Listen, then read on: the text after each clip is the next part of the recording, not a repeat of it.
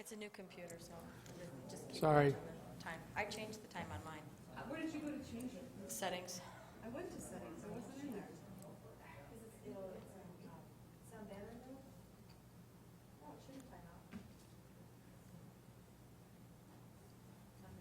I looked at settings and it wasn't in there. Go into power. Well, I'll do it later. You know it's going to go out as soon as you're looking at it I and know. wanting to quote something. I know, oh well. I'll Everybody just ready? go over it again. Oh, Okay. Good evening, audience of two. There's a lot on TV land. I'm sure they're all clamoring around their TV set watching this. Watching us live. All right. I'd like to call this governing board meeting of Wednesday, July 13th to order. It is 6:32. Lisa, roll call. Present. Present. Present. Present. Great. Noah, would you please lead us in the Pledge of Allegiance? Does he have a choice? Nope. Allegiance to the flag of the United States of America and to the republic for which it stands, one nation, under God, indivisible, with liberty and justice for all. Good job. All right, adoption of the agenda. Do I have any amendments or motions? Motion to approve as written? I have a motion. Do I have a second? I'll second. I have a motion and second. All those in favor? Aye. Opposed? Motion carries. I do not have any call to the public cards, so we'll move right into superintendent's report. Dr. Chestnut.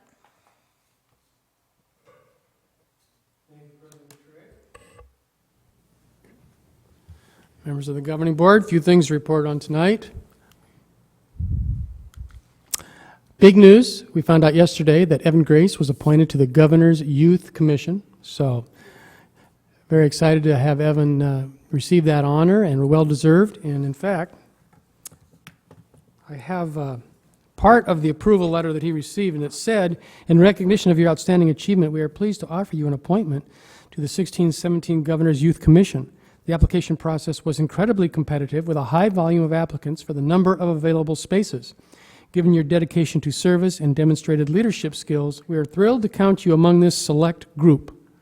So that's a great thing for Evan, and he's a highly energetic student who is involved in a lot of really good projects. So we plan to get him here at a future board meeting so we can recognize him more formally, but that's kind of the news of the week. Also, I'm sure you're curious how we're doing on certified openings, and Mr. Beckett and his crew, all the principals, have been working a lot on this summer, and I think there's some good news. We want to see a lot of red up there. I can see I forgot to put Pima Butte in red print there, but we want to see a lot of red nones, meaning there's no open positions. So we have 5 schools in that category. You can see at Butterfield. Yeah, I got my colors mixed up there. Butterfield, we have a 4th grade. Desert Wind, we have 3 positions. Maricopa High School has 3. Santa Rosa's looking for an academic coach. And then the district office or ESS department, we have 2 speech-language pathologists, 4 registered nurse positions, and 1 ESS behavioral counselor. Just as a reminder, that is 1 additional special education behavioral counselor. We have 2 currently, 1 for elementary, 1 for secondary, so that'll be a nice addition, assuming we can find that person. So the bottom line there is we have 15 certified openings at this time. Some good news, though, is only 6 of those are classroom positions, and of course we want them all, but we have some backup plans if we can't fill all those, but we're still interviewing, and we're optimistic that we can fill hopefully at least those 6 classroom positions by the start of school. On the 14th, you should receive the MUSD newsletter. It'll be delivered to 20,000 households in Maricopa as an insert to the Maricopa Monitor. And there is a lot of good information in there, and I will send you a PDF of that if I can remember to do that. But The lead article there is MUSD override proposal is on the November ballot and kind of updates everyone as to the latest on that and information about our new hires and kind of all the back-to-school information that you need. So we're going to be started up for a new school year soon, and once 4th of July is over, it really starts to feel like that. So we have administrative meetings starting on July 20th. Academic coaches return on the 25th. New teachers on the 27th. We have Meet the Teacher Night on at almost every school on August 4th.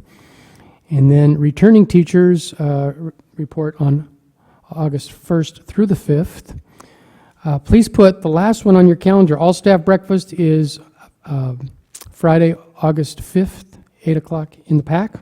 So you'll want to be there. We have we have a good program lined up. So it's probably not real accurate to call it a breakfast. It's more of like a large snack, a breakfast, continental breakfast type thing. So anyway, please come and we will introduce you. So the first day of school for students is August 8th. It'll be here soon before you know it. So I want to direct parents to the school websites, district websites. You should be able to find everything you need on there. And if not, welcome to call or visit school office or the district office. Also, I want to remind you that we have made some minor adjustments with final calculations based on our new budget to our override proposal. And it's still a 10% override proposal for 7 years. It will still fund two things, but it will fund up to 50 additional teachers.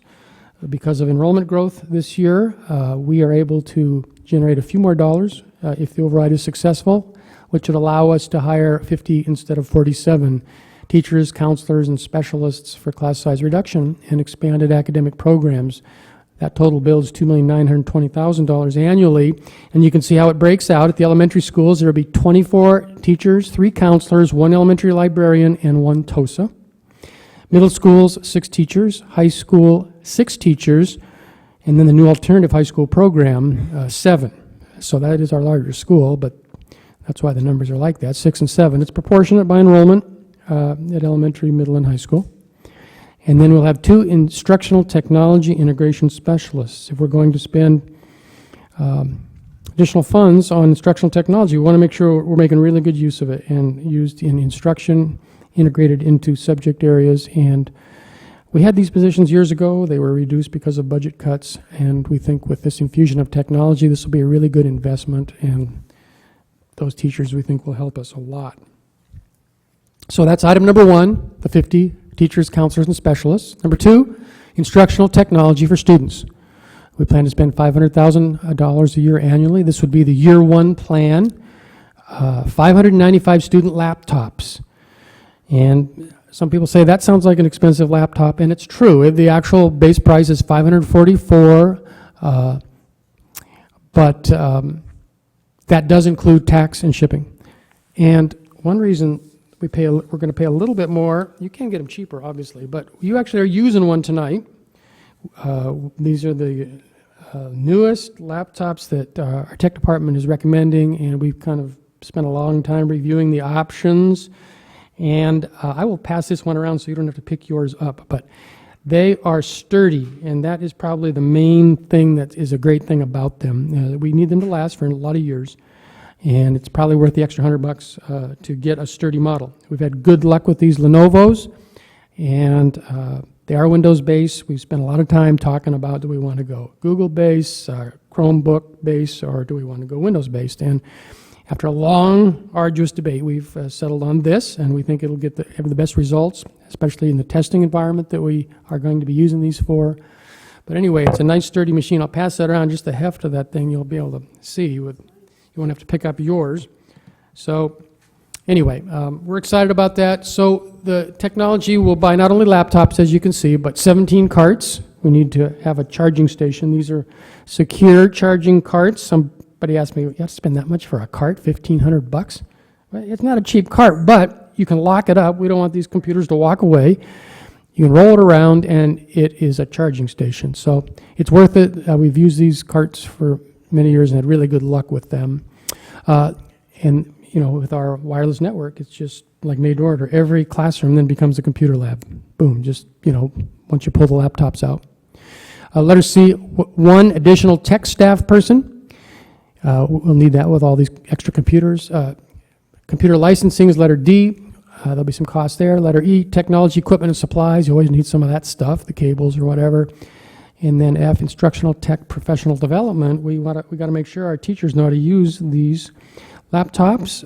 As we're not really headed towards a one-to-one. We're not going to try and put a laptop in every kid's hands, but we're going to have entire classrooms on carts that can be utilized by the entire classroom when needed. So we think it'll be a good investment to teach our teachers how to do that. So. Cards, those are the ones that we have now, right? That we're using now? I mean, they're like the ones we're using now? Like the ones we're using now. No, those are very good. Yep. And then just the costs, just to remind people, and this is all, you can read about it in more detail in that newsletter you get next week, but we did get the official final estimates from the attorneys as to what the rates would be. So the tax rate per $1,000 of assessed valuation, or another way to say that, is $100 of 10% assessed value. That's a math problem. I've worked it out. It's the same. On the ballot, it refers to $100 of 10% assessed value. And it comes out to $1.33. Either way you describe it. I think it's much easier to describe to people it's the rate per $1,000 of assessed value. I think that's much easier to grab. Maybe it's just me, I don't know.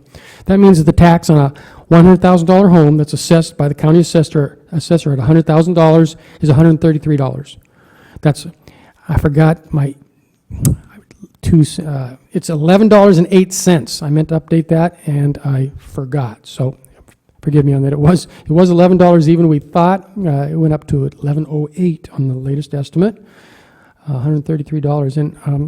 And coincidentally, the average assessed value in Maricopa, it appears that it's $99,000 right now. I have not seen the most official and latest information from the county, but I saw a projection about 3 months ago, and it was $99,000. So it's pretty easy to figure out how much it's going to cost the average homeowner. So that's the latest override information, and of course we'll be bringing you more of that as time goes on. And I think that's all I have. Thank you. Governing Board member reports. Mrs. Anderson? I do have a couple things this time. I wanted to make sure that you all got your ASBA calendar. It should have come in the mail to your homes because they've updated it from the one they sent out before. So I wanted to make sure you got that. Some of the conferences changed and they add some dates kind of shifted around, and they added a few more like administrative conferences. So check that out.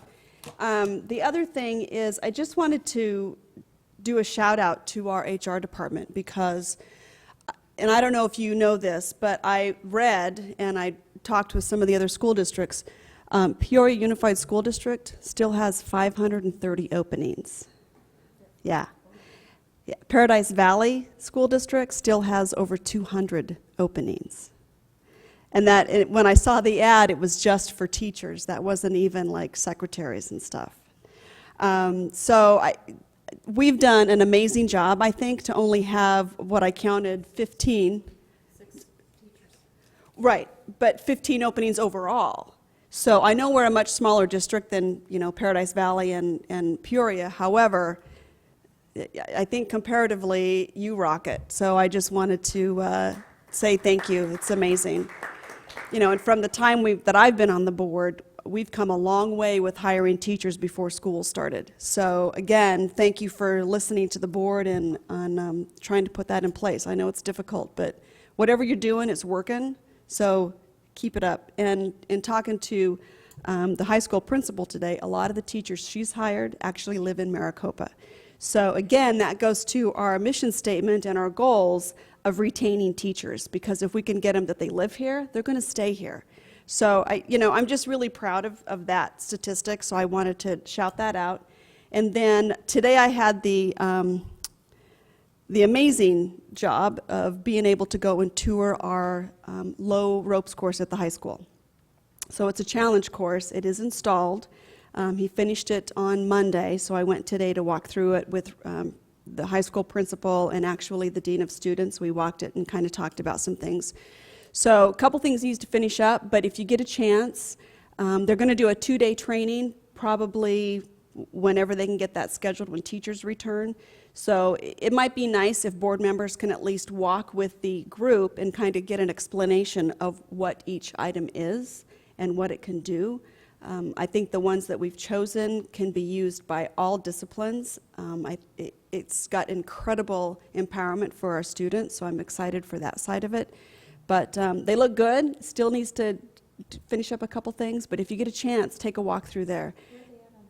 There's some over by the baseball fields, and the rest of them are over by the football fields.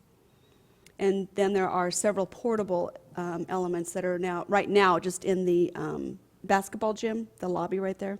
So they're going to find a storage unit that's just for their low elements stuff and the portable stuff, because we have a ton of stuff at Santa Cruz Elementary that once the teachers get engaged, we'll move that up. So if you get a chance, take a look at it, but they are going to do a 2-day training, and if you get that chance, and then hopefully we'll do another training in October during fall break, actually, when teachers have the time to actually, indulge in facilitating everything. So, it's been a long time coming, and thank you. I'm excited. So that bond money, we stayed within the limit that we set, which was the $50,000 from the bond from a long time ago.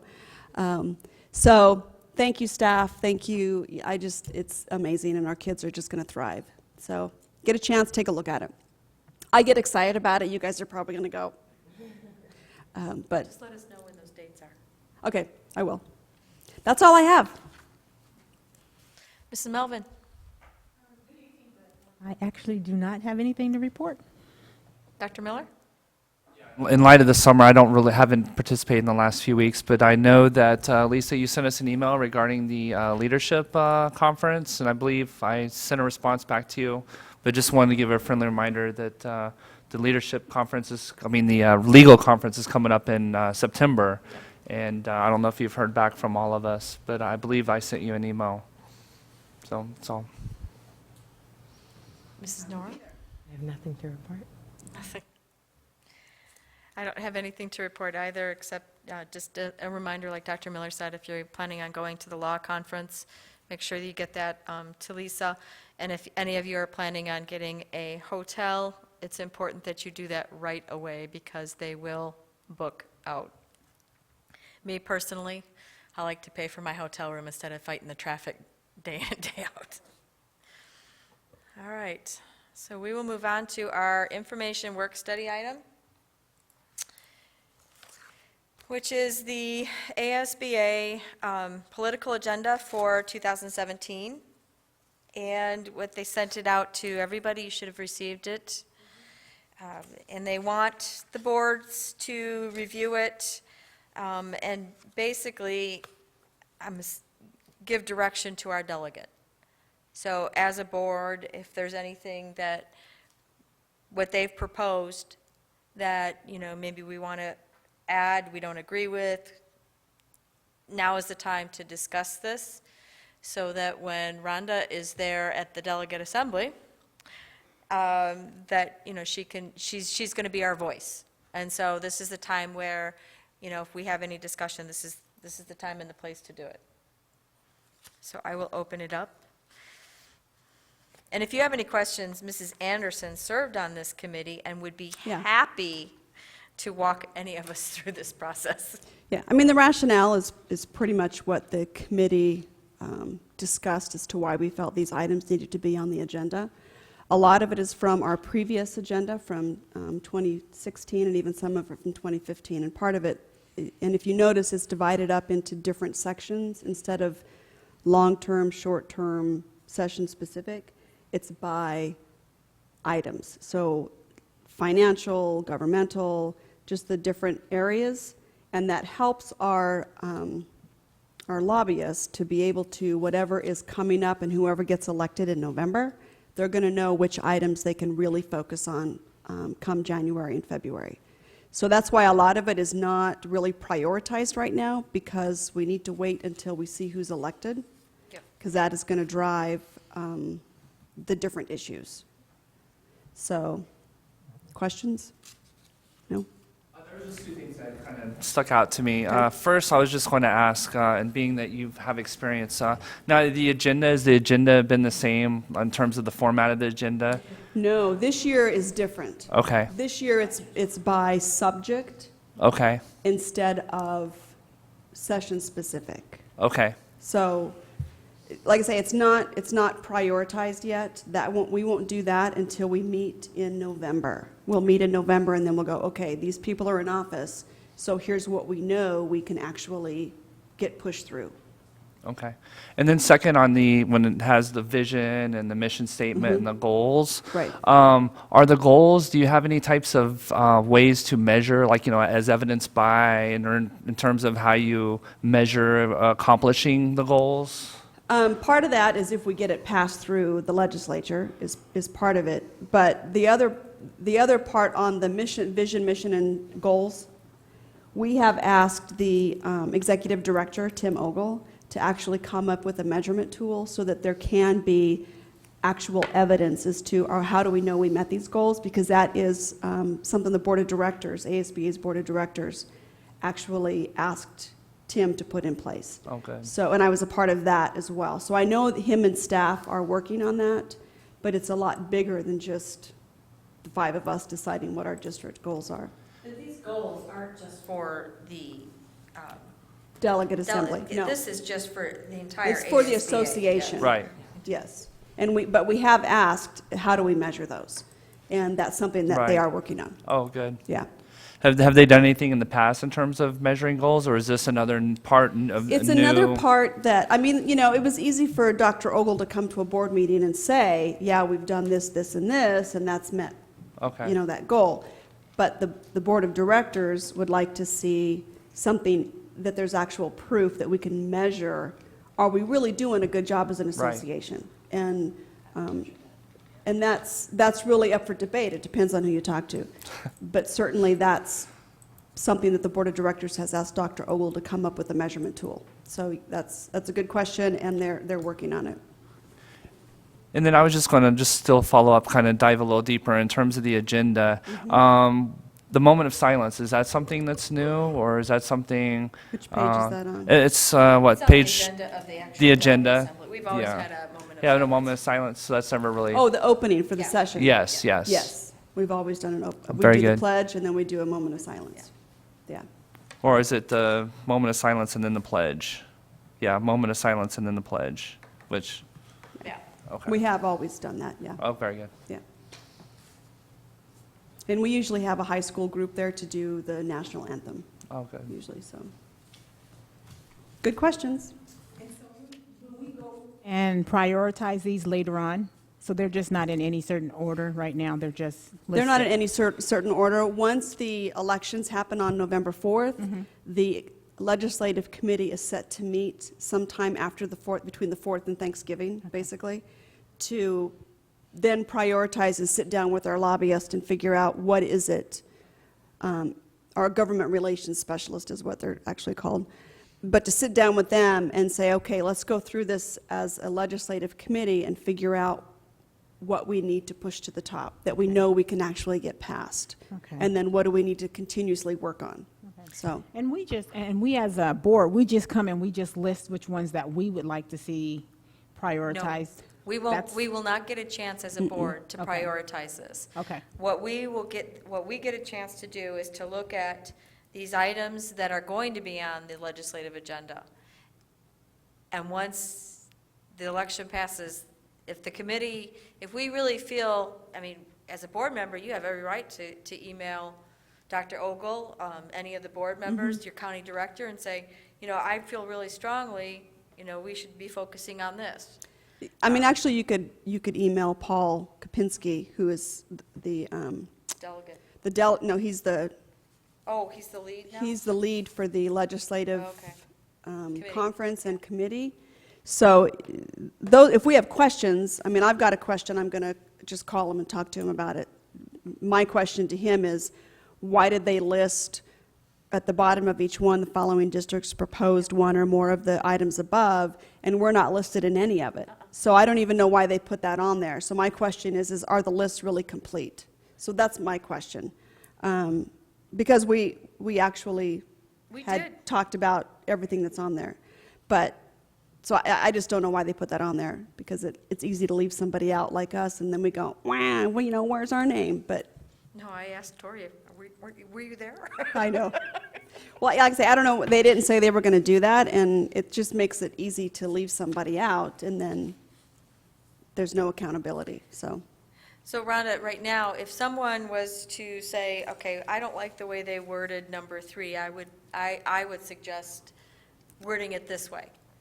And so if we tell you, as a board, we agree that that's what we want to be represented as, then that's what you would, at that time in the legislative, the delegative process, that's when you would propose that change. You would stand up and go to the microphone, and you have to do a change card, and then you would direct the question to Paul Kopinski, and then everybody has to vote on whether or not they accept your wording, and then we have to go back and vote on,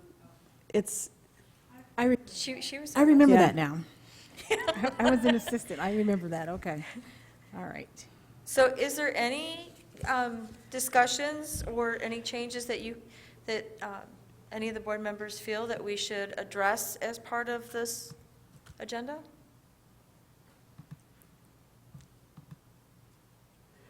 I don't see anything that needs to be wordsmithed. I didn't think so either. A lot of the wordsmithing, we need to leave to our government relations person, who's actually going to go and talk to the legislature. And that gets cleaned up after we meet in November. So, if you get down to the nitty-gritty and you start going, well, this should be and not or, and I mean, Yeah, No, it's like, they do that. and you don't even, to me, that's a waste of time. If the main idea is there, then let's go for it. So, Do you think 22 items is too many? yes. Yes. And I tried to cut it down, but it's way too long. I mean, when I'm looking through this, and some of them have bulleted points, and Yeah. it's way too, I It's think it's way way too too long. long as a political agenda. I agree. And several of us put that out there, but there were a lot of new people on the committee who had not served before, and they were also new board members, and so they didn't understand. But I think that when we meet again in November, the committee will then cut it down, yeah. Because then there'll be a little more focus, because we know what we really need to focus on Well, they because of can't who's cut it in there. down. All they can do is prioritize this. They can prioritize it. In the long run, right? In terms of Right. priority? Yeah, they'll go, you know what, we know we can What we do did these in earlier. January, and we know we can do these, you know, the following year, because a lot of it is just constantly working on it. You know, it's not like once the legislature closes session in February or March, however long they take, we still work on contacting our representatives, and we still work on building the foundation to get some of these things put in place. Okay. So, yeah, so it'll be prioritized when we meet in November. I just Yeah. think some of these, I know, I agree. I don't think some of these need to be on here, and I think they're on here as, oh, well, this one might show up in session, and although it's important to a couple of districts, there's some that are Yeah. much more important that they should be focusing on. Right. And that's what I worry about, because Yes. some of them are priorities that are really important for all schools. Yes. And some of them are specific to Certain districts. certain districts. Yeah. And if all of them go forward, then the association can say, well, we accomplished these 3 things, Yeah, For 6 even though they schools. don't yeah. impact No, the rest the of us. committee will go through and prioritize after the delegate assembly approves everything. Then we'll go through and prioritize it and do session-specific and then short-term and long-term. At least that's what we discussed. So, but that's another question I can email Paul and find out if that's still the plan. But yes, it is way too long. To me, I think it needs to be 5 things and done. Yeah. But I think 22 is just. I way too couldn't long. convince I him. just, I think it's way too long. it is, and I agree. And I tried to, several of us who have been through the process tried to make them understand. But can't we as a board, at this at the delegate assembly, ask Rhonda, come up, maybe we feel number 20 or 22 doesn't really need to be there. Can't we strike that from the agenda? Or propose that it be stricken Oh, from the... propose it? You can. I Propose that it mean, be stricken from the... I don't know. I don't think we need to get that into it. I just think we just approve it and then let the committee prioritize Prioritize it. and then go from there. 1E, provide adequate funding to cover the cost of student transportation, which I I support. know. But student transportation within district? Because we shouldn't, I don't know that I think we need to spend more money to fund Well, really long bus drives. maybe that's something that we amend. That should be amended to we provide should adequate say- funding to cover the cost of student Well, I think- transportation within district, Boundaries. within district boundaries. Yeah, But not that'd be increase the good. money. I think what I tried to get them to understand is they need to change the mileage Well, this is, within, that would be paid for.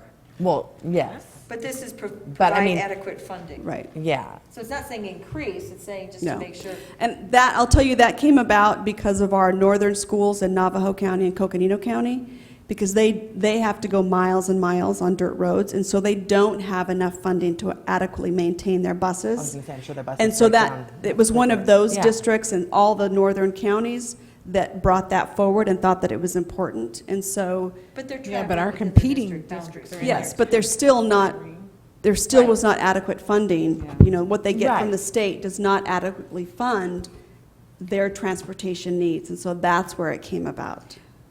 And I get And I that, but I understand. don't want some of our other neighboring districts to go, woo-hoo, more money, more miles, let's go. And they're in there, actually, they're listed in there, Yeah, our neighboring yeah. districts. So, I mean, I would like, to be honest, Yes, you they know, are. on E, to add within district boundaries at the end. I think there's nothing wrong with it. It still accomplishes what the northern districts are looking for because they are traveling. It's still within their district boundaries. But they would be, you know, they would be getting their funding for it. Give it a shot, Ron. Yeah, give it a shot. Give it a shot. So, I mean, I don't know if you want us to go through and put where we add stuff like that so that Rhonda That's the whole has idea of it. this. That's the whole idea of this discussion as a board. This is what we're supposed to do. So do you have that written down, Mrs. Melvin? No, but I will write it down. We're gonna re-say that one more time so that I can get the, so it's 1E that we want to address. Yeah. And add Mhm. 3 words to the end, within district boundaries. Within district boundaries. Yeah. See, it's just And that's a good 3 catch, words. because a lot of times after we've been in the committee, it was supposed to end at noon. We didn't Right. get done until 4:30. Right.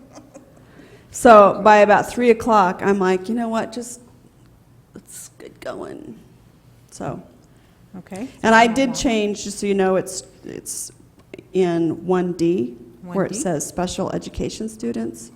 I'm the one that asked for it to be changed to Oh, good. exceptional student services. Okay. It's not listed on here. It's because we're rock stars. We don't need to have our name under everything. Everybody knows we're there. That's the problem. They see us come and they go, oh, no. Any other catches? Thought that was a good catch, Anne Marie. No? All right. You guys comfortable with this? All right. Go forth and delegate. Okay. All right. Can I ask a quick question? So, Mrs. Yes. Melvin, you're still planning on going as our delegate, right? Okay. Awesome. Alternate? Okay. Yes. And I get to sleep in. All right. All right, moving on to our consent agenda. Do I have a motion to approve? I have a motion. Do I have a second? I'll second. I have a motion and a second. All those in favor? Aye. Opposed? Motion carries. And our favorite part, 7A, discussion of the HR schedule. Mr. Beckett, welcome back. We missed you. Trey, members of the board, you have the agenda in front of you for personnel schedule. If you have questions, I can take them at this point in time. Are there any questions for Mr. Beckett? I have a question. Yes. Do we really need a paid crossing guard and playground monitor? This was a request, Members Anderson, it's a great question. This was a request that came directly from the building principal. She was willing to use some of her site-based funds in order to offset some of the costs there. She has a very limited number of staff to help with some of these supervision duties. In addition to that, we're probably looking at least 2 intersections and maybe the worst in the district for kids trying to cross. We have an awful lot of walkers.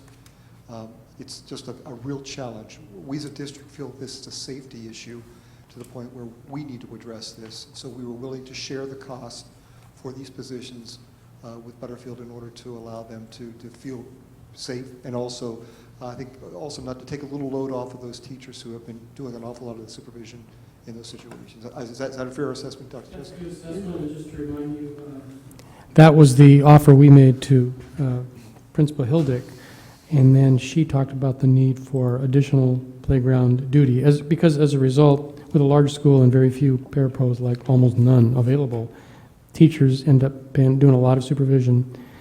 Anyway, she's very excited, as all principals are excited about the increase in their building budget, and she's willing to use some of those funds to really pay for the other half and get that playground assistance. Every principal would have that option. If they think that's a priority, then that's something they can consider, but that's why it's, additional funds allocated for that purpose. How much is out of their site percentage-wise versus out of our M&O budget? 50-50 split. And if all the other schools want to do this, Right. we can afford to do this? Well, it would be coming out of their site-based budget. That's. I didn't say that very well. The addition to their site-based budget would fund that. Their half, yes. Because I wonder if it's a safety issue, why we don't consider that at Saddleback. Because they also have Yeah, they're going across Porter Road. a main road with no crosswalk. Yeah, I'll there's be a honest crosswalk. with you, Principal We'll have to Hildick go down approached the us about this. Okay. So I would think we would be open to other requests. Because if it's a as they safety thing, we may want to take the lead on this, just come. That seems reasonable. to nip it early before something happens. As long as they're willing to use some of their site funds for it. Well, and to that point, I mean, to go from none to 4, No, I just wonder if we could do 2 and 2. yeah, I mean, wouldn't it, just like with a lot of the other things that we are testing out, start small, maybe start with 2 crossing guard playground monitors and see what that gets us, because, I mean, 4 is a lot. That is a lot. That is a huge addition. Yeah, but these are 2 of our largest schools, are they not? Yeah, well, Butterfield is, yeah, It's just Butterfield, right? yeah. Well, and Saddleback might, we're also talking. I'm asking about Saddleback. Right, yes, but if you add, so if we give 4 to Butterfield, then Saddleback wants 4, I mean, They've got the budget for it. well, we would still have to put half of the M&O. I mean, do we have extra Yeah. M&O? That's what I want to know. We could afford to do that, yes, at high-priority schools. We've had the most concerns with safety at Butterfield over the last couple of years. I'm not saying that there are no issues at Saddleback and even potentially some of the other schools, but Butterfield's an island, and every kid that walks has to cross a street, so that makes it a little bit unique. Yeah, but I mean, there's also, just like at the other schools, and I know they don't have a lot of paras, but we have other schools that don't have a lot of paras either. The staff helps out and has to do duty, which is just part of the job. And so, I mean, I could even see other schools going, well, these teachers don't, they're getting off on duty that we're having to do. I don't know, I just worry about, Well, those principals can come and ask, yes, so. I agree, but then we're on the hook for additional M&O funds. Yeah, it's a precedence that we're It's a starting, precedent that we're setting. setting, yeah. I mean, it seems to me that letting her use half of her site or her site budget to fund 2 would be a better start. That way, we're not putting ourselves out there for every other school coming to us and asking us for this or whatever their special request is. Although I would love to fund things for all of the schools, it's just, if we have excess M&O, then we need to look at that in a big picture. That is an option. So let me ask, so when it was decided for 4 additional, was that something that Principal Hildick had requested? And was there a way that she assessed the need and determined that why 4? It was Principal Hildick's So I honestly, I did not. Okay. Then Well, I that's know a there's Moulton. 4 sides to that. That's why, because they're an island. To that Oh, the side. 4 The sides. four Okay, There are so in the 4 morning. sides where these Yes. kids have to cross. Because I know as a parent, I've seen the chaos Yes. and a lot of the safety issues, and also as a parent, I had volunteered during the playground time and seeing the need. I mean, there's definitely a need. It's a big school. But I definitely understand what you're saying about, are there other principals that would, have the same, concerns as well? Would we be basically opening the Pandora's box if we allow, at Butterfield? But I like the fact that they'll use the site budget in order to help offset the cost. But, I guess what the question is there a need at the other schools? Because, right now, obviously, there's one at Butterfield, and that's been expressed, which is why it's here. But, is there a need at Saddleback? I mean, did they actually feel they have a need? I mean, I don't know. Well, I can tell you at Pima Butte, just because I go there at drop-off every day, they have a staff member working the crossing, the Yeah, but crosswalk. it's not a major intersection not a light. like Honeycutt Road or Porter. Road. Right, but I'm saying a staff member has to Right. sit out The there staff and members do are the- still going to have to do duties. It's just that maybe, now maybe they can split some of them up. Because, and at Pima Butte, the staff members aren't always the same. I've seen different Oh, yeah, members out there. right. So they split the duties, and I think because Butterfield, they haven't been able to split duties. And I think now, if this was approved, those teachers could Split start the splitting duties. duties, just like they do with some of the smaller schools. Because right now that you've got all you've got the 4 needs for crossing, so they're already out there. So there's no way of splitting them where they don't have a day off where they have to do a duty. Well, but Butterfield also has way more teachers than the smaller schools, so there's more staff available for the different specific duties. It worries me that we're going to set ourselves up for either other schools going, well, why did they get this? We've also had other schools in the budget committee ask for specific things that we haven't given them. And so I just think, and we also don't know what the results of our override are going to be yet. It just seems to me that we should be conservative, let Principal Hildick, if this is what she thinks is necessary, fund 2 positions and see where that gets us. I mean, because that's 2 more than she didn't have. And 2 is a lot more than you didn't have. And I would actually suggest that we put in place a rubric that would state how you could qualify for the need of having this position.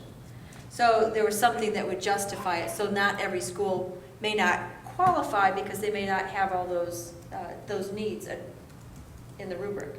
Right, but So it'd be like a needs assessment in Sure. a I roundabout mean, way. I would absolutely agree with some sort of assessment, but I just don't feel comfortable voting on 4 right now. I mean, if she chooses to do 2 with her site budget, that is, I love principals having authority over their site budget. But I'm not comfortable authorizing the other 2 without having more information about if other schools have issues, if other schools need this, what that looks like, staffing plans, Well, here's, availability. And to be honest, we've been talking about budgets Talking for on how many election. months? And if this need has been there, I Right. don't think it popped up overnight. Right. It certainly didn't pop up over the summer. So I'm just wondering why this wasn't brought first to the Budget Committee when they were developing their recommendations. And even after the fact, we've had several meetings where it could have been addressed to us, and yet it wasn't. And I agree that, part of the money's coming out of her site budget, and she should have control, because I'm all for that as well. But it is a precedence that we'd be setting without having any type of measurements or assessments to warrant the need. Well, I would say as a member of the Budget Committee, I believe it was brought up, but it wasn't a critical priority. And- So as soon as it got brought up, it basically wasn't how about ranked this? as a huge priority. But they could have Well, and emailed us. They could have come to the call to the public. Just because the Budget Committee didn't recommend it didn't mean that we would, not listen to the needs of what they thought we should be. Why, sure. Well, but they did come to the administration with that. I mean, that's why we're here. Right. so if we approve this now, because if this is what we think we need, I know that there are 4 critical sides to that school, which is very different from our other schools. Yes. However, if we approve this now, and she put 4 people in place, our cost is basically $35,000, and her cost is $35,000, No, right? it'd actually be split between those figures. So ours is going to be, okay, so the 35 is total, and we're going to 27. split that, which is better. 1750. At any point, if we figure that this is turning into a snowball problem, as far as taking money out of M&O, we can always bring it back and revisit it and decide, you know what, this isn't working, just like the other things. We can reevaluate, I think, again in January and find out, is this really working? And by then the other schools, and we can always take it back. It's not like it's a set in stone position. Well, and I see it as a harm reduction tool as well, and I think that, Yes. one way to measure is, obviously for our kids to get there safely Right. and, because I don't know if you've been there in the morning in the intersection, it's pretty It's hectic. scary. And I agree with all of that, but I'm not advocating that there shouldn't be anyone in the crosswalks. I'm just saying there is also staff at the schools that can help, and I just think that we should take it in a small step, just like we're doing the mental health counselors. We're not going Yeah. to 2, like we're recommended by the budget committee. We're doing 1 to see how it works. And I think that we should take that same approach with this and start with 2 and see, maybe two will be enough with the rest of the staff. Well, I and don't then think we need staff, it. I think staff is still going to have to put in as many hours. It's not going to, it doesn't mean staff isn't going to be doing anything. I think there's going to be the same amount of staff that's going to be doing the same work. It's just that now we've got somebody who is going to be dependable, that's going to be at all 4 crosswalks, dependable because we're paying them, which is very 'Cause they're different from a volunteer. So, and the teachers are still going to be there. So this is only 1 person at each side of that school. All the teachers are still going to have to be out there. They're still going to have to be out there at parent pickup. They're still going to have to be all the places. So this isn't going to keep the staff from doing any more work. They're going to be Right. doing just as much work. This is just going to make sure, for the safety of the students, that there is a designated paid person at that crosswalk in conjunction with the 2 teachers that also still need to be there. So, as safety, I'm all for the safety and trying it for 4 people, because if she thinks this is what she needs, and I've seen it, it's come close to some kids getting hit there. So it's not going to cut back on teacher hours. So we can always come back and, like I say, visit it in January and talk with, and leave it up to Dr. Chestnut and Mr. Beckett to talk with Janelle and say, okay, let's look at this. Do you still want to take this out of your site budget? And she may not. So- Would each position be 20 hours a week? Because that seems like a lot for a crossing guard.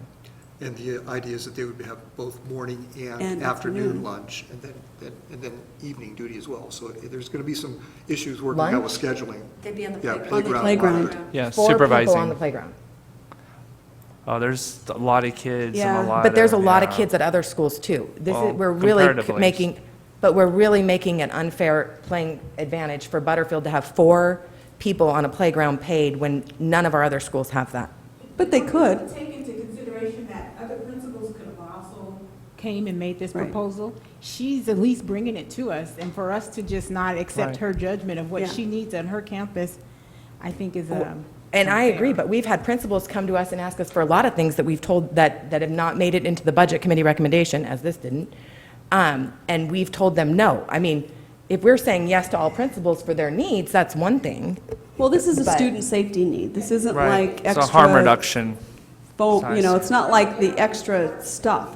This is a safety need, because if we had one of our kiddos, And I think the accountability portion is very important, because I know that that's been an issue from time to time with the cross guards. yeah, they don't show and- up. Yeah. Or Or even a few teachers- minutes. It can be a few Yeah. minutes because you have kids that, go and for breakfast, but they can't be on campus until a certain time, yet they're, waiting there for, 10 minutes or more. And But you have the that at every corner. school. And Well- I don't think you can argue that some of the position points at Butterfield are any different than Rancho El Dorado Parkway or whatever the road is in front of Saddleback. So. Porter. Porter. Yeah. Well, that's why I was asking, because Porter is a main road, and so that might need And it's to about to be get addressed as busier. well. Yeah, and Yes. and so So- honestly, and so this is 80 additional working hours for one school in our district. If we want to hire 4 and spread them out across, hire 2 for Principal Hildick and 2 at maybe some other schools that have needs. I think we should look at that, but to hire 4 new staff members, 4 new playground monitors for 1 school. Well, they might be doing something else. I mean, there may only be 2 that are at playground, and the rest of them come for after school. So I don't think we can micromanage and decide where these 4 are going to go. I can't decide, but it says 20 hours a week, and he Right. said it's going to be morning. I think it's and up afternoon. to. It's up to 20 hours a week. 20 hours. It could be So, less. yeah. So, and that's something that, Mrs. Hildick will decide. But, and as she has them, she'll also decide, you know what, I really don't need anybody at lunch, so we can cut back and only do morning and afternoon. So I think we should fund it. I think that it is needed, and we can always revisit it in January. Is that a motion? Well, we have to do the whole HR thing. Can I take it together. out? You may make a motion to take this out, and we can discuss it Yeah. on its own. Mr. Beckett, if this was approved, but maybe not any of the funds out of M&O, and she wanted to do this out of her site budget, would she have enough money to do that? I believe so, yes. And I think if we made that decision, I would think out of respect, we should probably talk to Principal Hill before we just commit her to that all that funds. But again, I could be We're wrong. just approving the positions. But if we approve the position saying that the money, that it's not coming out of M&O, it's coming out of site funds, then it would be up to her to determine the number of positions, correct? Because you don't have to hire if it's authorized. do That's you? correct. Okay. This is just, my understanding is this is just approving the positions. That is correct. With the description that comes along with it. With So it, we're yes. adding a position to our Correct. HR schedule, Right. basically. That's correct. And if this was a pilot program, is there anything else that we would have to indicate saying that we're just piloting this out for a year to try it, or no? I think we can communicate that to our principals and let them know this is something we're attempting to do at Butterfield and see if it makes a difference in our safety. I think that's the reason. Because I know we've done that with other Sure. programs, so we started, that we knew it was just going to be for this year funding until we saw how it worked. And then moving forward, we would determine if it was something worth keeping, expanding, getting rid of. I mean, to be honest, I don't mind approving the positions, but I don't know if it should come out of M&O right now, not knowing what the outcome of our override's going to be. Right. And I think it should be up to the principal to decide how to spend her money. And if it's a pilot program, then that's up to her to decide if she wants 2 out of her site funds or 4 out of her site funds. So I want a motion to take 14 out of the HR schedule and vote on it separately. Okay, so the motion is to approve the HR schedule except for line 14. Is that correct? Yes. I have a motion. Do I have a second? I'll second. I have a motion and a second. All those in favor? Aye. Aye. Opposed? Motion carries. Now we can address number 14. I motion on number 14 that we approve it with no use of M&O funds, with site fund. So you're uses. approving the job description with the funding from site funds. Yes. Discussion, please. Please do. Dr. Chestnut, if we do this, because I don't think $17,000 is going to make or break our M&O budget. I think that is doable. What is the thought on if other principals request this? How strenuous will that be on our M&O budget? Well, we'll just have to take it one at a time. I think one reason that this came to the forefront is that we spent a fair amount of time working with Janelle Hildick on crosswalk issues this year, and it was a concern. Yes.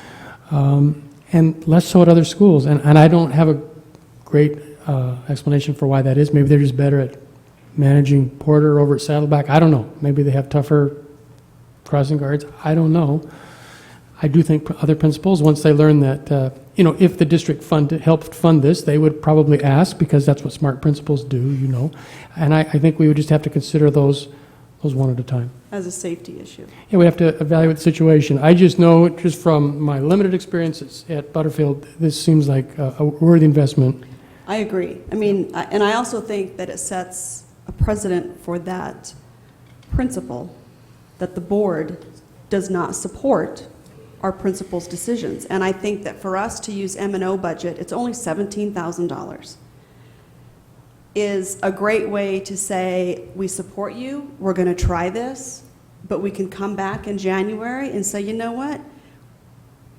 Give us a report, Mrs. Hildick, and decide if we still need to use this $17,000 to finish that.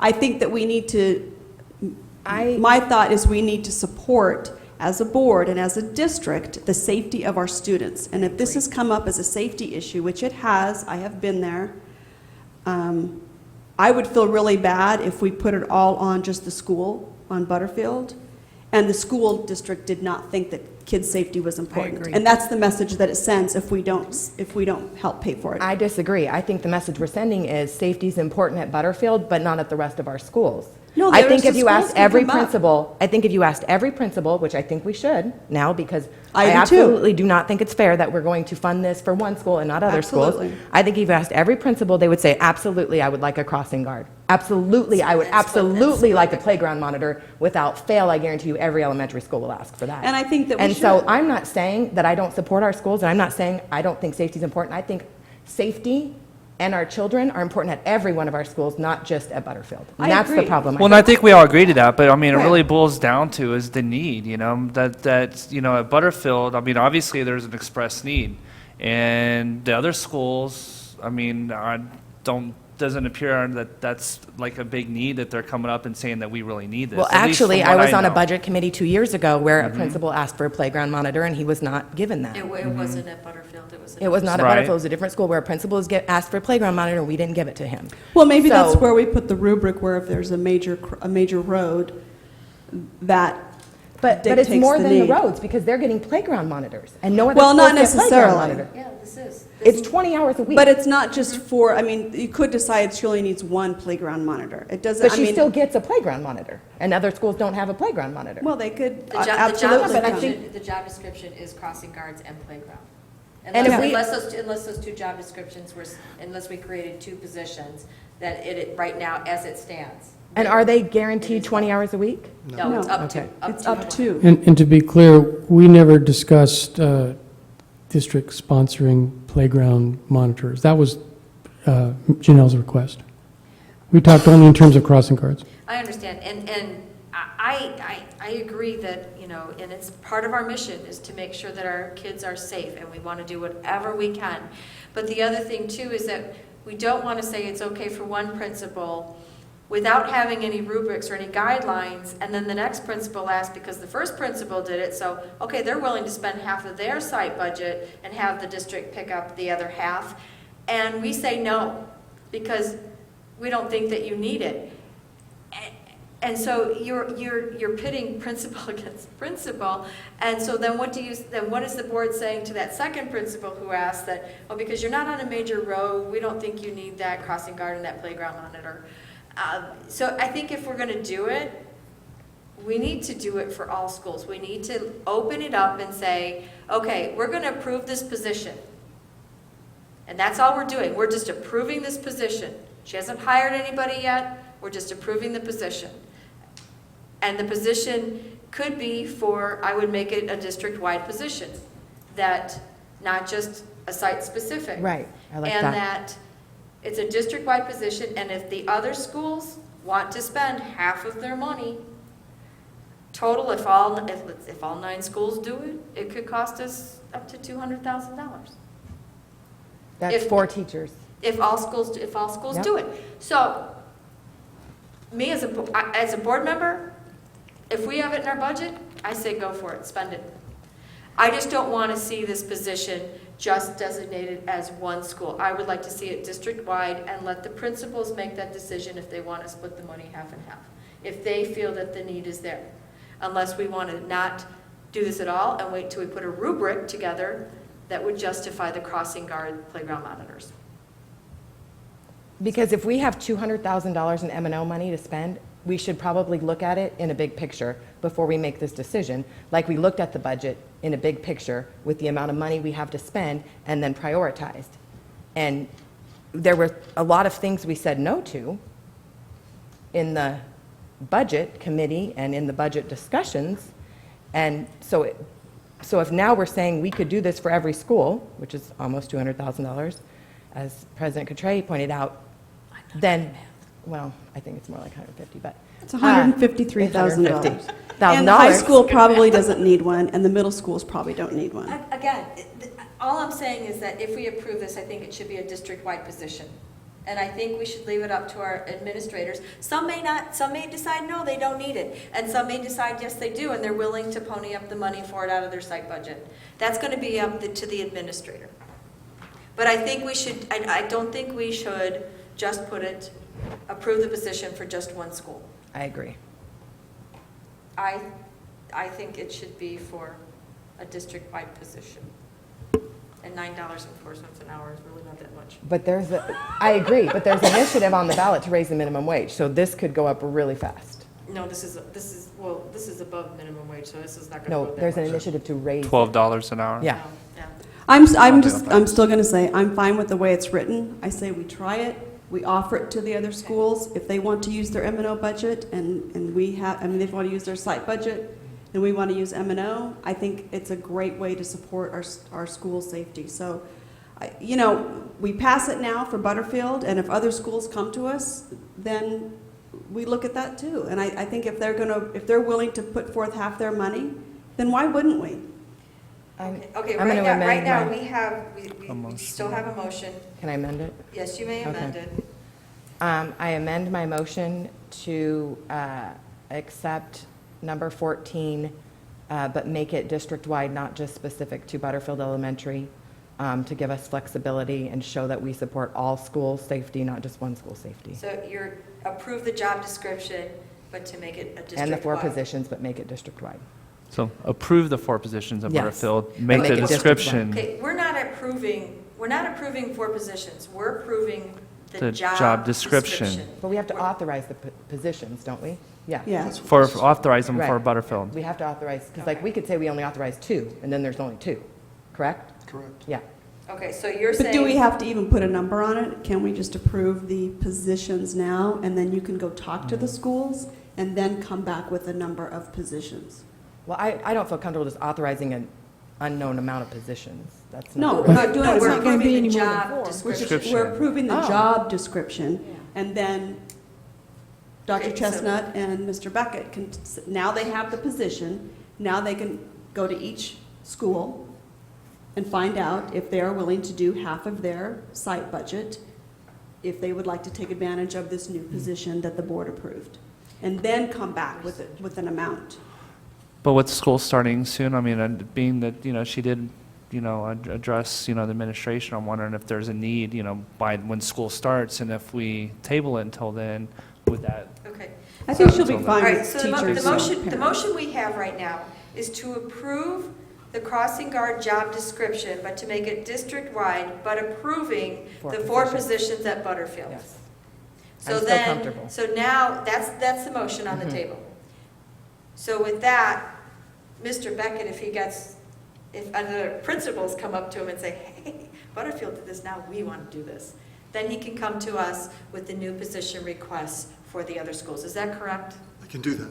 Okay. Yes. Or you So, can just do the I have a position motion. without I our have a- numbers. I have a motion. First of all, you've got Mrs. Norris on the table. Is there a second? No, that's what I'm Okay, trying to so get to that that failed. point. Okay. No, it hasn't failed. she amended. She amended I the know. motion. So now I'm asking, do I have a second to her amended motion? I will second it. So we can vote on it. Okay, so the motion is to approve this district-wide with the 4 positions at Butterfield. So she would be able to, Well, with 4 positions. with 4, Yeah. well, with 4 With positions approving. right now designated for Butterfield. Okay? But so, That's the motion and That's the second. motion. no, my motion was that it's Approved. district-wide, not site-specific. Right. You approved the job description as district-wide, and you approved the site positions of the 4 positions for Butterfield. Well, no, I would like it to be. That was your motion. I would like that to be left open in case, like, if we approve these all for Butterfield, let's say Principal Hildick realizes she doesn't need 80 additional hours a week. Then she won't hire the person. No, but what if she hires them? We have 4 hired, and then another principal goes, I want them, and then they can move to that school. Okay, Why would we? Well, that's where HR and Dr. Chestnut comes into account. I mean, Yeah. as No, but far I'm as saying I don't want to make it discussion, too specific. discussion, I would just say approve the position. Well, we already And have We have a district-wide, motion and And then go seconded. back. We already have a motion and a second. That's fine. And what the motion was we have to approve, we have to give Mr. Beckett direction on the 4 positions requested for Butterfield. Okay. By making this a district-wide, which is what your motion said, that if future schools want to come and ask him and want to do the same thing, he can bring them to us at a future date. That was your motion. Okay. It was? I know. Yes. Yes. I don't think it Yes, was. That's how I understood it. That's what So I. it's kind of a two-prong. She made a district-wide position, Mm-hmm. a district-wide job description, and approved the 4 positions for Butterfield. That was my understanding, That was my understanding when you said your motion. first and seconded. That was I just thought that it was the mine positions. when the president restated it, but I got it. Okay. I just so- thought it was for all right. the Yeah. positions. Yeah, Yeah. mine was just 4 positions. Yeah. No, because we Initially, thought- she amended. That's what I said. Yeah. Didn't she amended? She amended it. For just the Yeah. positions. And then when you Well, that was restated it, included. No, because when she amended, because I asked her about, then she goes, no, we have to approve the positions for Butterfield. Because that was your motion, your second motion. No. Okay, all right, so we can take a vote and we can just knock this down and start from anew. Okay, but Or I I have to can- vote on it because we have a first and a second, okay? So all those in favor? Aye. Aye. No, Aye. All those opposed? opposed. Motion carries 4-1, Mrs. Anderson opposed. You now have 4 new positions, a crossing guards for Butterfield, and a new district-wide job description. Have at it, principals. Thank you. You're very welcome. I think. Okay. Now we're item B. Having fun yet, Noah? Okay. Discussion and possible approval to the revisions of the Health Services Compensation Plan for the 2016-17 school year. Dr. Chestnut? Tried a reduction in nursing last year, and we couldn't make the schedule work. We needed that 8th RN or LPN. We needed that other additional nursing position. So as you know, as part of the budget process, the board approved 1 additional nurse for this upcoming year. So that was appreciated greatly by Maryland, and I think it was the right thing to do. So our current and continuing problem is, though, high levels of turnover in the nursing department. And we currently have 4 openings. We have had a lot of nurses come and go over the last couple of years. Maryland, for the last several years, has reminded us that one of the reasons is that our salaries are lower than our neighbors. The other challenge we have here is that we have a high special ed population that tends to put additional pressure on the nursing department. So those are just some of the realities that we face, and we think this could help address that issue.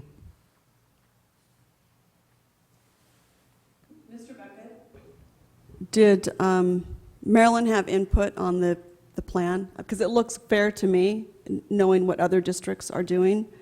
And I know we cut them back severely when we had the budget cuts about 5 years ago. So most of our schools are just as important as our teachers because of the health needs that we have at all the schools, which are increasing. But did Maryland have input on this plan, and was she part of the discussion? She was. Okay. All right. Why do we give $1,500 for a master's for nurses, but only $1,000 for teachers?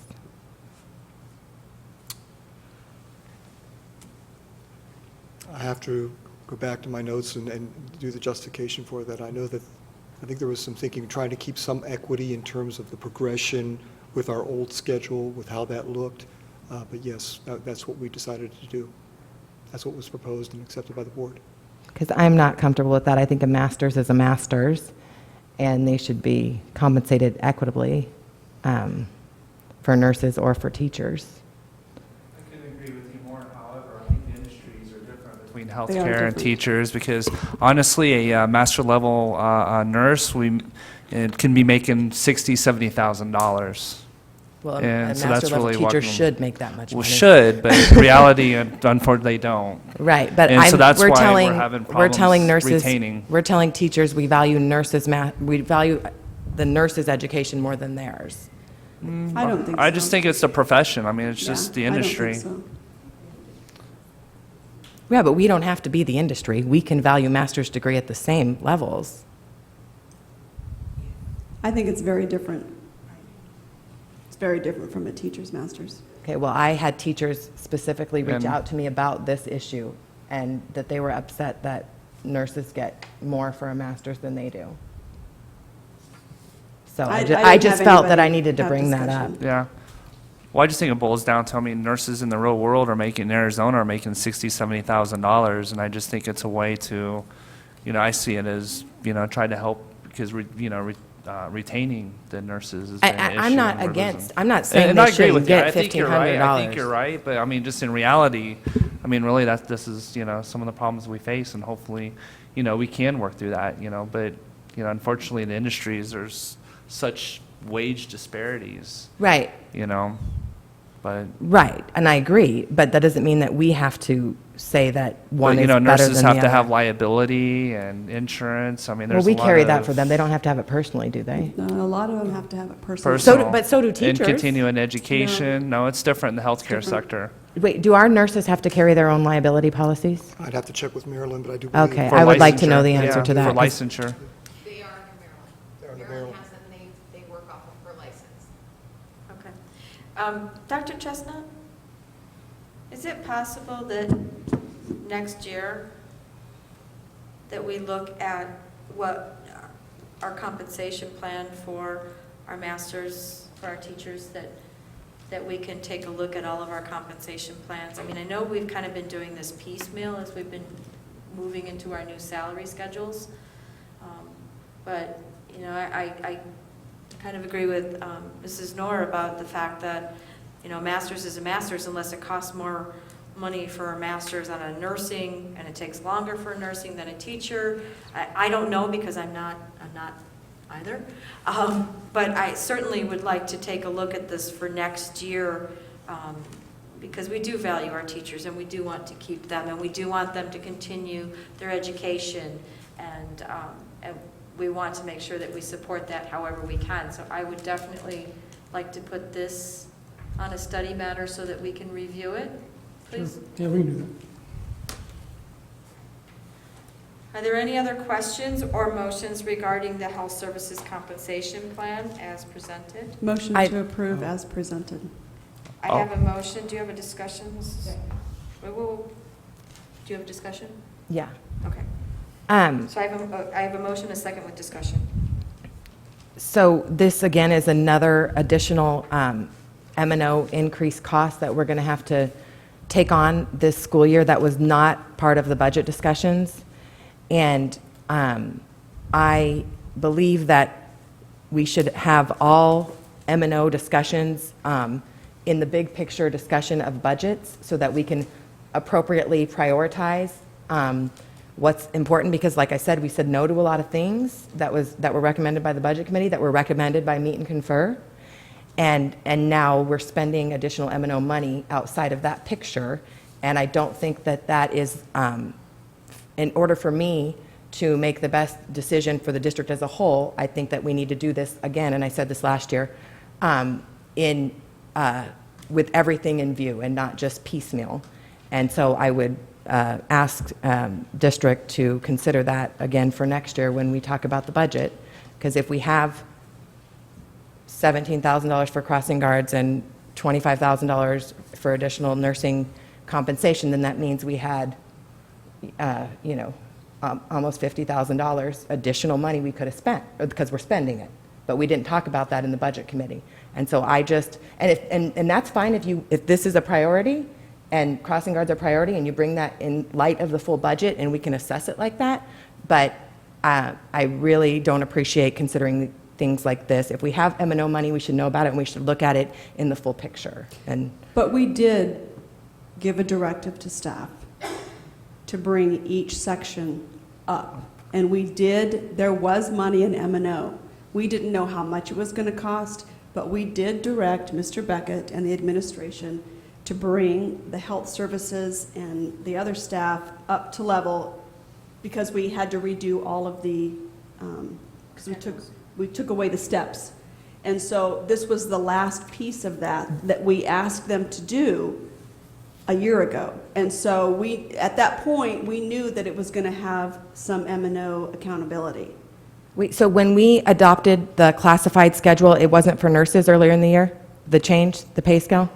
It was for those, but what it didn't address the comparisons, the compensation plans. Kind of like how we've been doing it, like we did with the teachers. The first year we did this, we made sure that we brought them up to make sure that no teacher coming in. We've done it with now we looked at doing it the administrators. So we're doing it by piecemeal.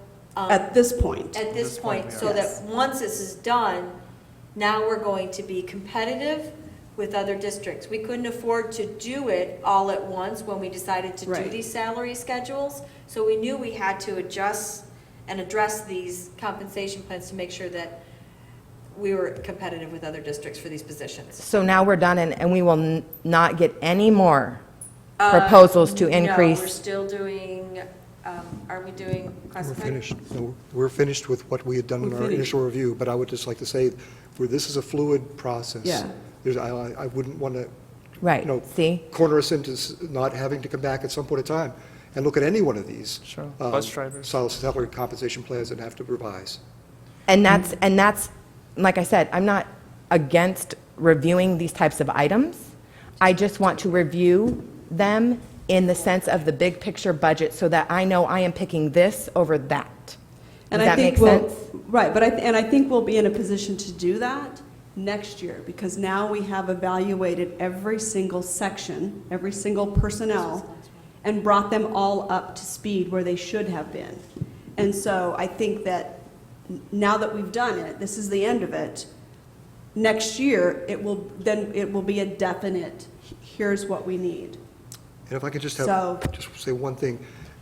One of the things that we were prioritizing doing was getting rid of the stepped system Right. that we Right. had in place. The plans we approved this year eliminated that whole step salary schedule, Correct. and now we're on different compensation plans. Once again, any revisions that we make to those, I think will be much more simple than what we've done. The big picture things that we did on those plans that move from steps, that was the real work, I think, involved in these compensation plan revisions. And like I said, I think we can look at each of them as needed and make the minor adjustments we need to in order to make them But equitable. And Yeah. But is there a way, Mr. Beckett, now that we've done like the Sure. hard work now, moving forward, to take a look at these during the year? So during the budget process, we have that information, so we know what's coming down the pike. If we have these big ticket items that we need to look at, that, we can put that into our budget process Right. going forward. I mean, Yep. this was a project that we had asked the staff to do, and we Certainly. appreciate all the hard work that you guys have put into this. But now, moving forward, now that we've done the hard work and it's just maintaining it and making it a fluid document, it would be helpful for us to approve a budget if we knew this stuff was going to be coming. So during the year, making your notes and then presenting it to us at the end of the year when we're doing budget process would be helpful. that's reasonable, yes. Okay. Yeah, I think that's an important point, a valid point. I think we worked hard to make that happen this year. I think we actually did better as far as looking at the big picture this year than the previous 4 years, and I'm not saying it's perfect. I think when we reviewed the salary schedule for nurses, we thought we were okay for one more year, despite Maryland's warnings. And now, with our crisis of 4 openings and the inability to fill them, we realized that we were overly aggressive there. So I think it's a point well taken that we do want to look at the big picture. I agree. But I can't promise it won't happen again. I mean, problems emerge and we have to deal with them, and that's why we bring them to you. So we'll keep working on that issue and try and do it better next year. Any more questions? No. Okay, so I have a motion and a second to approve this revision to the health compensation plan. All those in favor? Aye. Opposed? Motion carries. Thank you. All right, discuss and possible approval of the revisions of the certified compensation plan. Who wants to take that one? I think we didn't communicate this well in the rush to finish our budget, but from the beginning, Mr. Roush has budgeted the ability to pay that 3.9% to all new hires throughout this upcoming school year and into the future, and not just current staff. And we think that's important because the number on our base salary is what people look at when they're considering applying in our district. And however, our current compensation plan does not say that.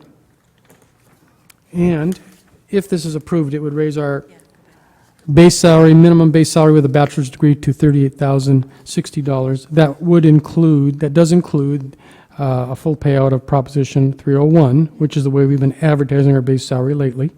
But anyway, that's the proposal. I like seeing our base salary pushed up to 48. Right. I agree. There was an article about another school district in Pinell County who has a similar base, who just announced a similar base salary based on Prop 123 funds, and I think it's very positive, and it really shows that The money's going to the classroom. going to the classroom, exactly. Yep. Are there any questions regarding this item? Discussions, motions? Motion to approve? I have a motion. Do I have a second? Second. I have a motion and a second. All those in favor? Aye. Aye. Opposed? Motion carries. Okay, so now I get to open it up for the public hearing for the adopted budget for 2017. Anybody want to speak? Great. So we can move on. Now we're at item E, discussion and possible approval and adoption of the fiscal year 17 budget. Now I know Mr. Roush isn't here, but we have such a wonderful person to give us answers to our questions. Thank you. Oh, we even have a slideshow this time? Yes, we do. Yes, we do. Yeah, mine's Yeah, dying they're too. all starting to die. No, none of them are plugged in, they're on battery operated. Okay, take it away. You want me to go ahead? Okay, Go thank you. This is the PowerPoint that Aaron put together regarding the adopted budget, which you know is very similar to the proposed budget. The first slide is in regard to the budget revenue limit and the budget expenditures for the adopted budget. The next slide kind of breaks out the M&O fund budget highlights involving the proposed budget, the revenue changes, expenditure increases, and the budget revenue. This slide is in regard to the district additional assistance fund and some highlights in regard to it.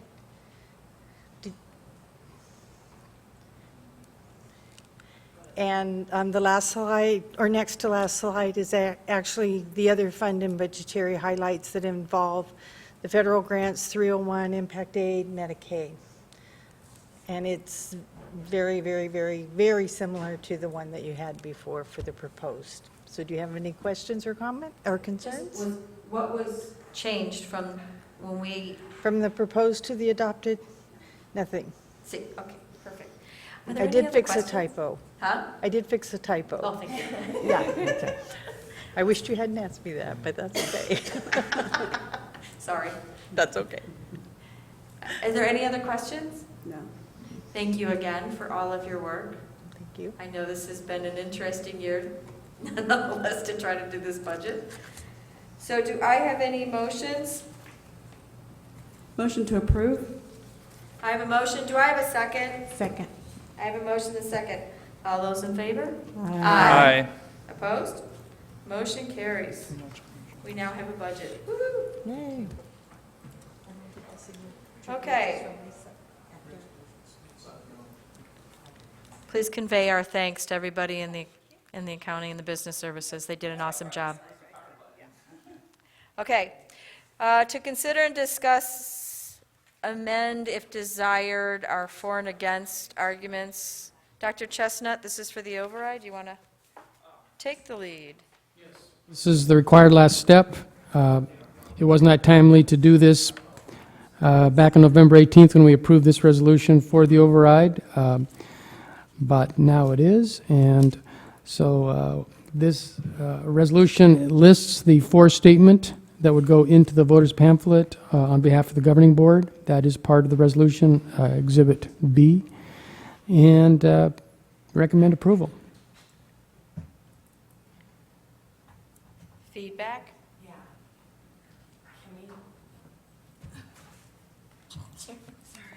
No, I can't get it to. Can we say whatever we want in this?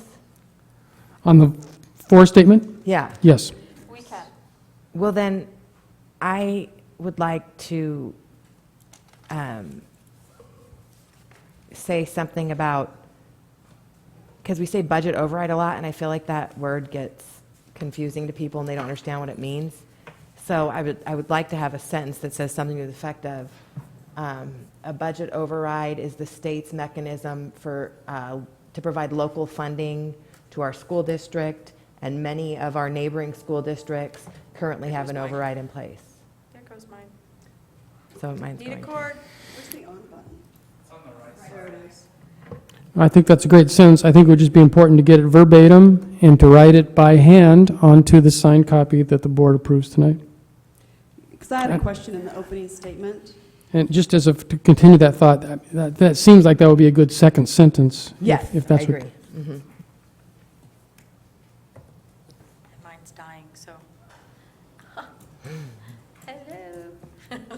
You don't have this on a slide by any chance, do you? I don't. Okay. Really, seriously? I don't, sorry. You don't have this one on a slide. Okay, Okay, so well, you mine- can share mine. Well, mine's up right now, but it's going to die in a minute. Okay, so you want to add that statement in, that would be the first one? For the second sentence in the first paragraph. The second, wait a minute, the what? Are you on the? Or the third set, no, yeah, second. You're on the resolution page? No, the No, board's for the argument. board. Boards, okay. Exhibit B. Yeah.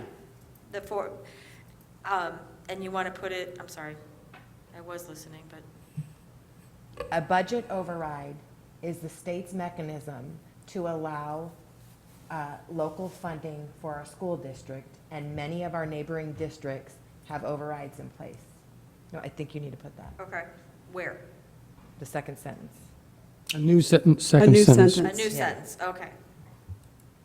Well, and I would like to see the first statement a little stronger, where it says the MUSD Governing Board encourages voters to approve the proposed budget override. We know that passage of the budget override will increase student achievement, improve our school district, and result in a stronger community. I just don't, I think that sounds wishy-washy. I would like to see it stronger. And what would you, I don't know. That's why I'm asking. you know, instead of maybe encourages voters, the MUSD Governing Board needs you to. Requests Re- voters. Request you to approve this. We're not encouraging them, we want them to vote yes. I think- Yes. I Yeah, think and it I should think you be say that. request Request voters to, approve the proposed budget override. And then the next sentence could probably be what Mrs. Knorr would like to put in there. And then the last one is, we know that passing Passage of the. this budget- important budget override Oh, dead. will increase student achievement. I mean, do we need to say that? mine too. Is nobody listening? Yeah, I am, but we need dead. But when our computers. Okay, go let's bad- wait till get your computers plugged Okay, in. so here we, no, You can use that one, I'll plug mine in. But you need your agenda. Yeah. So were these fully charged when we first started? I didn't check that, I know Kevin, unless I believe they were charged all day. sorry, technical difficulties?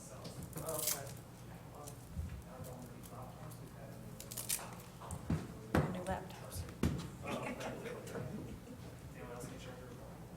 Do you need one? I'm going to. I'm going to. Thank you. What does it plug into? On this side over here in the corner. Right there.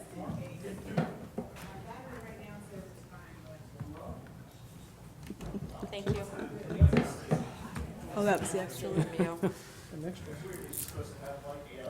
And then the on button is over there by your right hand where your index finger is. I got it for you. No, down. Look on the side, there's a round button. Lenovo tries to put them out of the way. Well, that's convenient. And they'll come right up. I thought I pushed it. When that red light is on the thing. Okay, awesome, perfect. Now, really sorry about this, folks. Won't happen again. Let's look at Control Alt Delete. I know how to do that part. Plug in, you'll do it. No, I'm good, I can do it. I can't spell, but I can read. Okay, woo-hoo. All right, we're back. Okay. So- I like that idea. So MUSD Governing Board Requests requests voters to approve the proposed budget override. budget override. Then Anna Marie's statement describing what the budget override means. Yes. And that other surrounding districts currently have them in place. And then the third sentence, Lisa, do you have that second sentence? You got it? Good. she got it the first time around. I'm We sure she didn't. did. I just want to make sure. So then we know and so we want this third sentence to read, we know the passage of this budget override. You said you wanted this stronger, so I I'm trying wanted to it figure out. stronger. So, you could say, do we want to say it will increase student achievement? There's no guarantee it will increase student achievement. I mean, How about will increase student opportunities? yes, How about student opportunities? Or resources. student opportunities and resources. So I think it'd be good to Increase student reflect. opportunities. Well, or it will make our students competitive. Okay, well, how about increase opportunities for our students? Allow them, or, I mean, we don't want too wordy. Keep in mind, the shorter Yeah. the better, Yes. because people Exactly. won't read anything that's really long and lengthy. So I'd like to take out, we know that the passage of, and just say the budget override. Will increase, exactly. Will it, we don't have, we know Yes. this, we don't need to It explain doesn't, that. yeah, so take out passage of and just say, we know No, that we, this. No, no, no, I no. would put, we know. Say the budget Start override. that second Oh. sentence Yeah, with, which or is that gonna be third the sentence third. with, the budget override will increase, opportunities for students.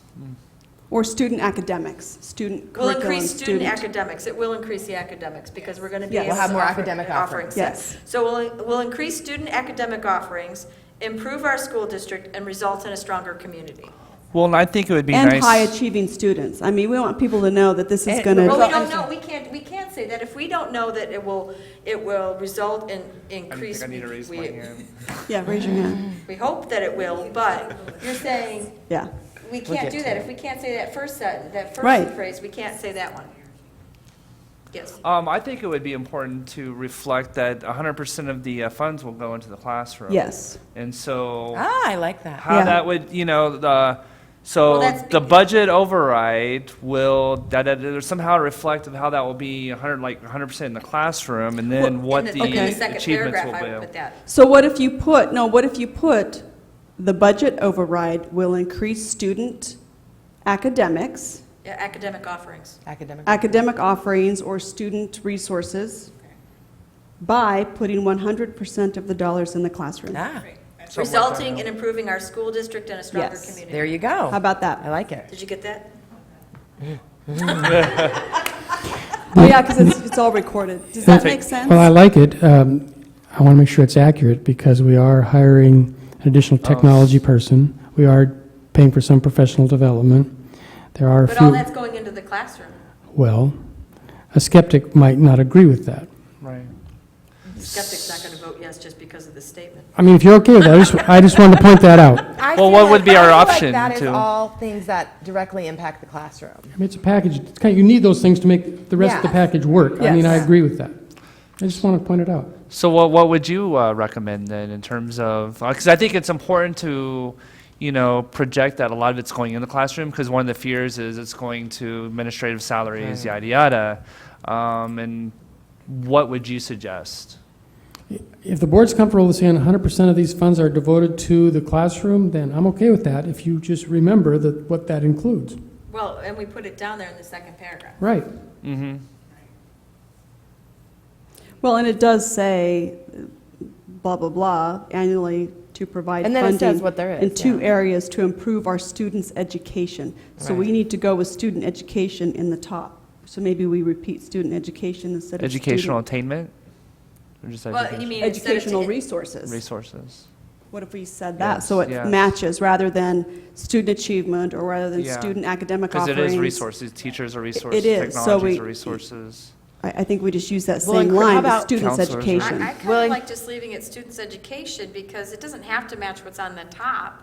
Because No, all we of leave this- that. We leave that. But I'm saying, use that statement in the first sentence, in the first paragraph.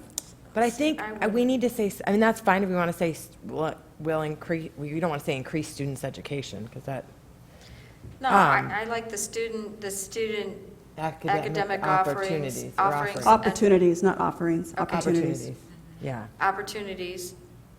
I like that, and then Or that, increase academic opportunities for students. and Yes. then, Improve our school district. no, we put something else in there with 100% going towards, with 100% of the override going to Yeah, the, perfect. going to the classroom, that will improve our school district, And result in the. or, stronger- no, will result in us, in improving our school district and a stronger community. I don't But- think you need that last line. I think you need that community push, because that is one of the main focuses on the override campaign. You need to make sure, because we're not just asking parents, Right, we're teachers. talking to the We're community, talking to the yeah. community. They need to have some buy-in into it. Businesses, yeah. The proposed, and of course, you have to get that figures annually to provide funding in two areas. Maybe just taking out, provide funding to improve, take out in two areas to improve our students' education. And then you put those two items in there. I don't think you have to put in two areas. Yeah. And then at the end, it says, "Thank you for your support of our youth and community. Please vote yes." Thank you for your yes vote in support of our youth and community. Ah, I like that. I do think that we need to leave funding in two areas because that's what we're, But you're listing them Describing- right there. You're I listing know. 1 and 2. I don't see why you have to. because they need to know that it's just two areas. They need But to we're know that trying it's to tell them that focused. it's all going into one pot. But, and I agree with Dr. Chestnut, we may want to be real careful with saying 100% of funds go into the classroom. I think that we leave it generic, because we're already saying it's going to increase student academic opportunities, And improve our students' education. yes. And then keep it, this will, I don't even know if we need to say improve our school district, but it is going to result in a, When is this due? That was my next question. Dr. Chestnut, when is this due? Well, I believe it's like the 1st of August, so we would need a special meeting to finish this if you want to spend more time on it, which is possible. And theoretically, we could have draft A, B, and C, kind of done up, and theoretically, with this input, it wouldn't take long to, do Yeah. it. I mean, I'm thinking like a 20-minute meeting, we could probably be done with this. Board, we've thrown out a lot of suggestions, and Lisa's going to have to go through the tape in order to really draft this, but are you okay with just having a very brief special meeting before August 1st, just to kind of go through, maybe develop 3 options of kind of the things that we've said, Lisa, so we have option A, B, and C? It is important that we get this done. It's also important that we get Get this it right. right, yeah, I agree. And I totally agree with Mrs. Anderson saying this has to be a strong, yeah, it needs to be short, sweet, and strong. Yes, Yep. 3 S's. yes. And transparent, so I believe, Yeah. Yeah. I think definitely. Yeah, and I'm just thinking out loud, I think that special meeting would be just to approve this resolution, It would which, just be to the resolution. yes, including Exhibit B, yes. Yeah. Exhibit B, yeah. Yeah. So do you want to look at a date now? Ay, Dios mío. How soon do you think you'll get this done? Oh, we can have this done really quick, So maybe next week? sure. It's been on. I'm moving my office next week. Officially? I imagine. on the- Very good. Well, What a- no, we still don't have the certificate. Okay, Oh. so So what is day? next Wednesday night, the 20th, open for you guys? Yes. It'll come in, we'll get this done, get this out of here. That's our annual staff barbecue. We're having our, I didn't get the invitation. staff, sorry. Yeah, it's just staff. It's, yeah. I'm so hurt. When is that? What time I is mean, unless you that? want to have a noon meeting isn't good either. Okay, so, What's the earliest everybody can meet? On Wednesday, Yeah. or just in general? Just in general, do we have to do Wednesday? no, We could do Tuesday. not in the afternoon. So we're looking Does it have at to be afternoon? We can do, No, Like we could the do Tuesday 20th? morning. Tuesday, banner. I got Tuesday's better for me. Can we do lunch? I can't. So Tuesday's out for you? Tuesday's out for me. Tuesday's out for you? Okay. That's my last day that the office will be open, and I Oh. work from Okay. 8:30 to 7. Okay, what about Monday? Yeah. I work till 7 o'clock on Mondays, Tuesdays. Thursday morning open for anybody? That's the 21st? Yeah. That'd Well, there probably is work. the override meeting on Thursday night. We could just meet there. No, we have to Or we be could, here. or we could go at 7:30. No, you could meet anywhere, as long as it's a public location. I can't do it at night. It would have to be early in the afternoon, because I've got somewhere to go. It'd be more flexible for me Thursday morning. Thursday morning? I It'd be could more do. flexible for me. I could do Thursday morning. What about you, Rhonda? Me too, Thursday morning? definitely. I can. Tori? Yeah. Thursday morning it is, the 21st. Okay, what about, what, 10, 9? 10, it's fine by me, 10? 10 would be fine. I can make that work. Mrs. Nor, will that work? Sure. Okay, So 10 o'clock on July 21st. yes. Here, And in the fishbowl? We could just go in the fishbowl. I might as well just go here. Okay, Yeah, I'm Okay. just thinking out loud. Are we? Yeah. This room is okay? Okay, Where are we going? let's go here. Here? Yeah, I think so. Okay, it won't take long. No, Yeah, okay, so we have to get that notice. only 24 hours notice, so we need. Okay. All right, so let's go on. 21st. And before and I know we're talking about verbiage, and when I read this, the only thing I didn't address that we haven't addressed yet was in terms of the youth in our community. Thank you for the support for our youth in our community. Shouldn't that be like maybe our students and their families? Would that be the same? Would that be I like that. more? Because in Where are terms you of the looking at? on Exhibit B, the last, thank you for your ending. support of our youth in our community. Please vote yes. Oh, Instead of thank you for your support of our students and their families. or just our community. I mean, Yeah, just well, I our mean- but community. this whole thing is for our student achievement. True, but I 'Cause we mean, put for that me, in there. I'm just thinking like psychologically, the picture it paints for a Yes. student versus a youth. I agree.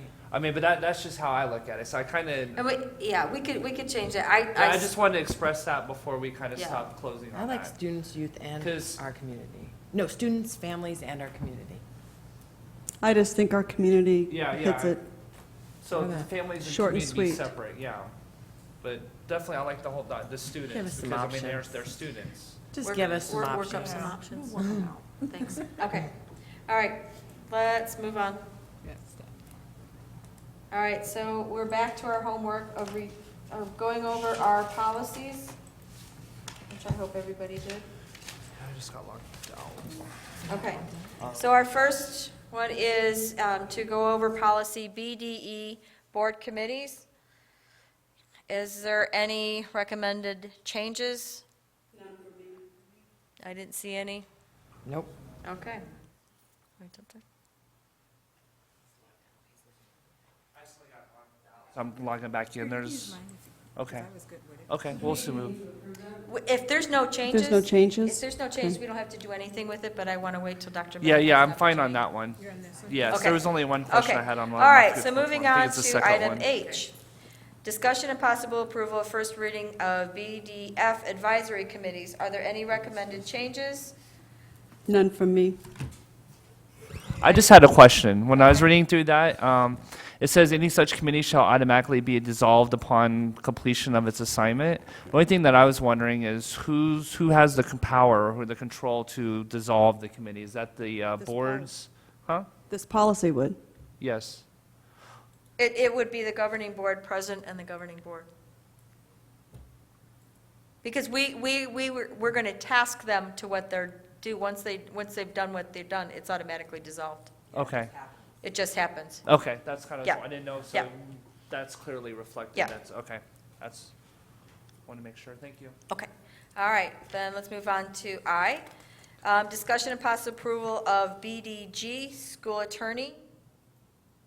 Are there any questions, changes on that one? And the reason this is in place, I just want to take a walk down memory lane. 8 years ago, when we came on board, there was a discord among the board. And so when you've got all 5 board members calling the attorney, it really not only racks up our attorney fees, but it really makes it disjointed, and so nobody's talking with each other. And it's also not fair to the superintendent. So if everything goes through the board president and superintendent, then that just leaves that attorney only 2 people of contact. Now, sometimes they will call board members if the president says, hey, call so-and-so, or whatever the issue is. But it just streamlines the process so it doesn't get messy. And it's important to have one voice. And this also defines the fact that the governing board employing an attorney would be something that we would need to do if we were being sued as a board. Right. Legal counsel is what we have through ASBA. So those are the 2 differences. Okay. Well, and I think it's good because it funnels everything through the superintendent and the Yes. president. Yep. And it says in the thing that if you ask for for them to Consult. opine on something, you guys have Yep. to send that to all of us, so Yes. we're all aware. Yes, yes. Yes. Yep. Okay. Moving on, item J, discussion and possible approval of BDH board consultants. I didn't have any I don't changes even with this know, one either. have we ever even used this? You could say, sometimes when you have ASBA come down, or we have a consultant that comes in Okay. and does some team building stuff, Okay. or there's a remember we had, Yeah, I do remember at the now, very yeah. first, we Yeah. had like some board trainings and some consultants so that that's came what this in is. for, yeah. Okay. We hired the superintendent with the company, so it's kind of like that. Remember? Okay. Yeah. Yes, yeah, I do remember. I know. It was so long ago, I don't ever want to do that again. You're never leaving, I'm sorry. not till after you graduate, Noah. Okay. All right, let's go down to the next one. Discussion and possible approval of BE school board meetings. Now, I did have some changes on this one. Under regular board meetings, those first 2 paragraphs kind of contradict and are repetitive. So I would like, and this is just a suggestion, and I'll take any feedback, that first sentence, the governing board shall hold a regular meeting at least once a month during the regular school year as indicated on the published calendar, and may hold other meetings as often as called. I don't think we need that second paragraph where it says the 2nd and 4th Wednesday. We're not doing that. We are. Not when you look at, no, because we've got several months because of holidays and breaks that we're not. That's why I'd like to put it as indicated on the published calendar. Well, it's just, that's the designated days, but it says down below that the board can says- rearrange dates. Yeah. It's already in there. That the I just board think can that- cancel. That's just a basic, if another board comes in here, it still needs to be in there 2nd and 4th Wednesday. Right. But it says, because you want it consistency, and then the board can go through and change it. But so would as indicated on the published calendar. I think it leaves it too open. I think it just needs to be generic, because it already says the board can change. It says right there, the governing board shall hold a regular meeting at least once each month Yes, during the regular school year. It's just backup information. I think it's repetitive. Well, I think it's necessary. I mean, for us, yeah, we're a great board, but you never know what people are going to come in. It's better to have the information in there so that decisions can be made. Because then it goes on to say, a regular meeting may be rescheduled or canceled by majority vote of the board. But we don't, We do all that. I think it all needs to be in there so that you have options. all right. You're all in agreement. Okay. And we are at our last meeting. Last motion, last item on the agenda is to adjourn. Do I have a motion?